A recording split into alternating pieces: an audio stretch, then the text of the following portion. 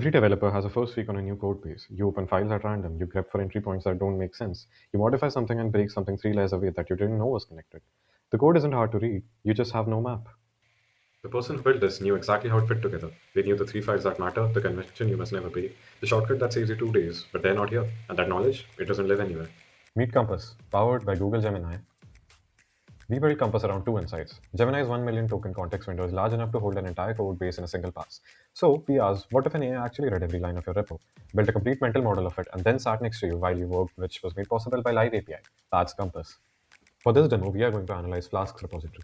I paste the GitHub URL, Compass clones the repo, reads every file, and runs it through a 4-pass Gemini pipeline, building a knowledge graph of the entire code base. Every file's purpose, every connection, every feature, that the full architecture. 233 files, 292,000 tokens, 4 passes, done. I get a written brief I can read in 90 seconds. Let's fire up the live assistant to get an audio brief.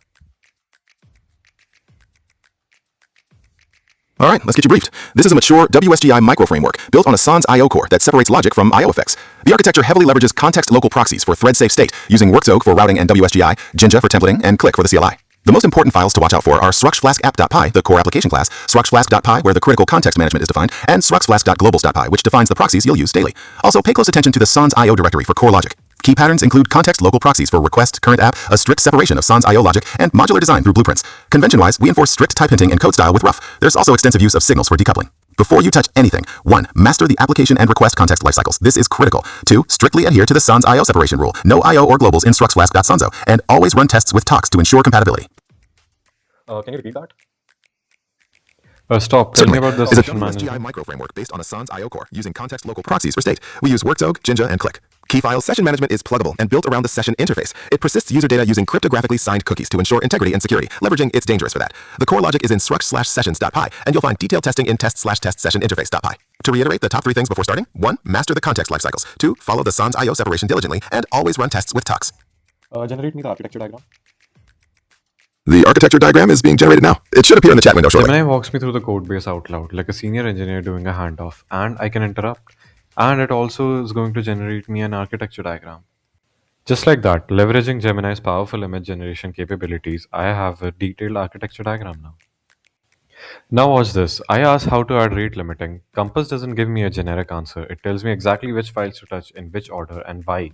Grounded in actual code base it read using Gemini 3 Pro. And this is the part we're most proud of. I share my screen, switch to my IDE, and the Compass watches. Silently, it has my full code base knowledge and my implementation plan loaded. The implementation plan calls for creating source.flask.ratelimit.py to define the provider interface, not source.flask.helpers.py.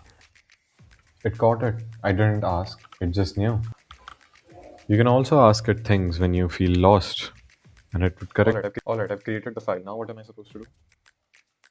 Step 1 in the plan is to define the abstract rate limit provider class and implement the memory rate limit provider in source.flask.ratelimit.py. Did I make the change in the right file? Yes, source.flask.setout.py is correct for step 2, which involves initializing self.endpoint rate limits. You also get a full PDF code-based intelligence report. Every file, every connection, the architecture diagram, ready to share with your team on day 1. Compass doesn't replace documentation. It replaces the senior engineer you don't have access to, the one who would have saved you a week. Compass saves your company money and manpower, and compliance engineers a ton of time. So what are you waiting for?